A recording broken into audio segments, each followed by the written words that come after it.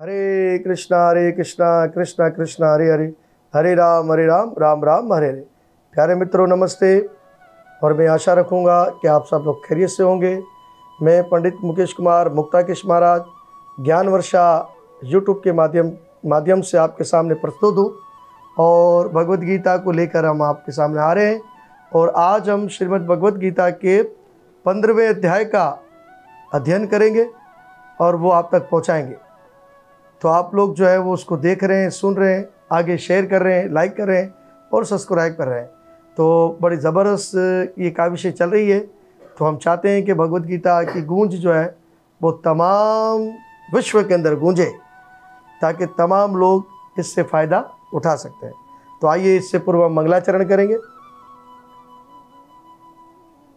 ओम ज्ञानतिमरणदस्य ज्ञानंजनम शिलाकाय चक्षुरुन्मीलितमेनं तस्मै श्री गुरुवे नमः।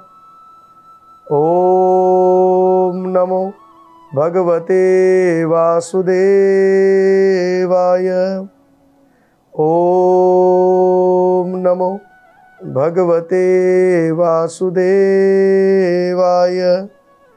कृष्णाय वासुदेवाय देवकी नंदनाय च नंदगोप कुमाराय श्री गोविंदाय नमो नमः। हे कृष्णा करुणा सिंधु दीनबंधु जगतपते गोपीश गोपीका कांता श्री राधा कांता नमोस्तुते। जया श्री कृष्ण चैतन्य प्रभु नित्यानंद श्री अद्वैता गदाधर शिवसाति गौर भक्त वृंदा। हरे कृष्ण कृष्ण कृष्ण हरे हरे, हरे राम राम राम हरे हरे। राम बाण नवल बाण लगे बाण टले काल। ओम गण गणपतिये नमः। अध्याय 15 पुरुषोत्तम योग। श्री भगवान ने कहा जाता है कि एक अविनाशी पीपल का दरख्त है, जिसकी जड़ें ऊपर की तरफ है और शाखाएं नीचे की तरफ। वेद मंत्र जिसके पत्ते हैं, जो इस दरख्त की हकीकत को जानता है वो वेदों को जानने वाला है। मादी कुदरत के 3 गुणों से नशोनुमा पाकर इस दरख्त की शाखें ऊपर और नीचे की तरफ सब तरह से फैली हुई है। इसकी डालियां इंद्र विषय है, जो इंसानी समाज के फल और कर्मों को बांधने वाली है। इसकी जड़ें नीचे की तरफ फैली हुई है। इस संसार में इस दरख्त की असल सूरत नहीं देखी जा सकती, और कोई नहीं समझ सकता कि इसकी इब्तिदा, इसकी इंतहा और इसकी बुनियाद कहाँ है। लेकिन पक्के इरादे से इंसान इस दुनियावी दरख्त को वैराग रूपी हथियार शस्त्र के जरिए काट गिराए। इसके बाद उसे ऐसी जगह की खोज करनी चाहिए जहाँ जाकर लौटना ना पड़े, और जहाँ अपने आप को इस परम पुरुष भगवान के हवाले करे, जिससे अजल से हर शय की शुरुआत और फैलावा आया है। जो झूठे वकार माया और बुरी संगत से आज़ाद है, जो शाश्वत जवाल को समझते हैं, जिनकी तमाम आदि ख्वाहिशात ख़त्म हो गई है, जो सुख दुख के से फरेब से आज़ाद है, जो अपने आप को भगवान के हवाले करना चाहते हैं, वे शाश्वत धाम को हासिल करते हैं। मेरा परम धाम ना तो सूर्य ना चांद से रोशन होता है, और ना आग या बिजली से। जो इंसान उसे हासिल कर लेता है वे इस मादी दुनिया में फिर से लौट कर नहीं आते। इस फानी दुनिया में सारे जानदार मेरे सनातन अंश हैं। इस दुनियावी ज़िंदगी की वजह से वे 6 इंद्रियों से शदीद जद्दोजहद कर रहे हैं, जिनमें मन भी शामिल है। इस संसार में जानदार अपनी देह आत्म बुद्धि मादी तसरुआत को एक शरीर जिस्म से दूसरे जिस्म में उसी तरह ले जाता है, जिस तरह हवा खुशबू को एक जगह से दूसरी जगह ले जाती है। इस तरह वे एक किस्म का जिस्म अपनाता है, फिर उसे छोड़कर दूसरा जिस्म अपना लेता है। इस तरह जानदार दूसरा फ़ानी जिस्म अपनाने पर ख़ास किस्म के कान नाक, जबान और छूने की इंद्रियां हासिल करता है, जो मन के चारों तरफ होते हैं। इस तरह में खास इंद्रिय विषय के समूह से लुफ्त अंदोज होता है। कम अक्ल लोग ना तो समझ सकते हैं कि जानदार कैसे अपना जिस्म छोड़ता है, ना ही वे समझ सकते हैं कि मादी कुदरत के गुणों के ज़ेरे सर वे किस तरह के जिस्म को भोगता है। लेकिन जिसकी आंखें ज्ञान से रोशन हैं, वे सब देख सकते हैं। खुद शनास अभ्यास करने वाले ये साफ साफ देख सकते हैं, लेकिन जिनके मन तरबियत याफ्ता नहीं है और जो खुद शनास नहीं है, वे कोशिश कर भी ये नहीं देख पाते कि क्या हो रहा है। सूर्य की रोशनी जो सारे संसार के अंधकार को दूर करती है, मुझसे ही निकलती है। चांद और आग की रोशनी भी मुझसे ही है। मैं हर एक लोग में दाखिल होता हूँ।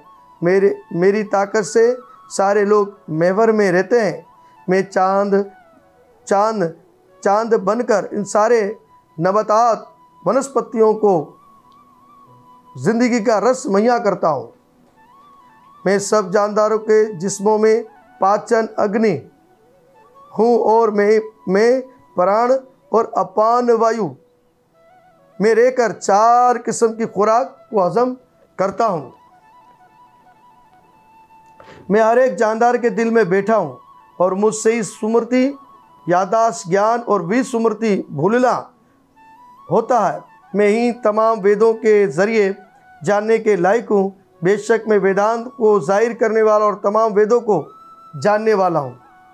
जानदार 2 किस्म के हैं, कशर फ़ानी और दूसरा अक्सर लाफ़ानी। इस मादी संसार में हर जानदार कशर होता है और रूहानी दुनिया में हर जानदार अक्सर कहलाता है। इन दोनों के अलावा परम पुरुष परमात्मा है, जो बराह रास्त अविनाशी भगवान है और इन तीन लोग में दाखिल होकर सबका पालन कर रहा है। चूँकि मैं कशर और अक्सर, फ़ानी और लाफ़ानी दोनों से परे हूँ, और चूँकि मैं अजीम तरीन हूँ, इसलिए मैं इस जगत में वेदों में परम पुरुष के रूप में मशहूर हूँ। जो कोई भी बगैर शक मुझे परम पुरुष भगवान के रूप में जानता है, वे सब कुछ जानने वाला है। इसलिए भरत के बेटे वो शख्स अपने आप को मुकम्मल तौर पर मेरी भक्ति सेवा में लगाता है।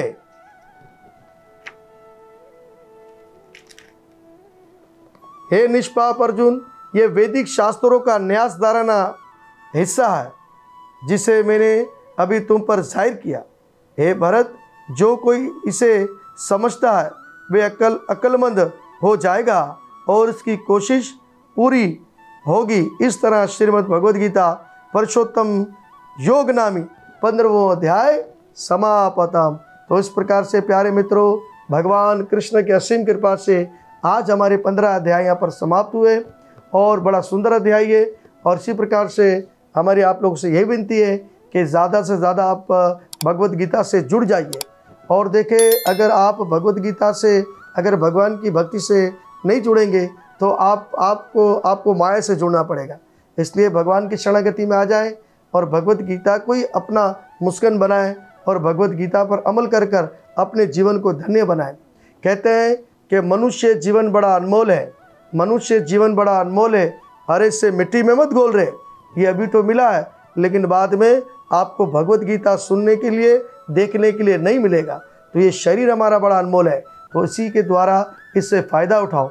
और देवता लोग भी तरसते हैं कि हमको मनुष्य जीवन मिले ताकि हम भागवत कथा को सुन सकें, भगवान की भक्ति कर सकें। तो आप और हमें तो ये मनुष्य जीवन दे दिया भगवान ने, अब हमारा क्या काम है वो हमें करना है। और भगवद गीता का प्रचार करें, उसको समझें और अपने जीवन को सफल बनाएं। और ज़्यादा से ज़्यादा आप इसको शेयर करें, लाइक करें, सब्सक्राइब करें और ज्ञान वर्षा से जुड़ जाइए। यही जीवन का अर्थ है और इसके बाद कोई दूसरा जीवन का अर्थ नहीं है। अब हम 16वें अध्याय के अंदर प्रवेश करेंगे और 16वां अध्याय आपके पास लेकर आएंगे, तो आप इंतज़ार करेंगे। तो अब हम आपसे विराम चाहते हैं। जय श्री कृष्णा, जय गुरु नानक।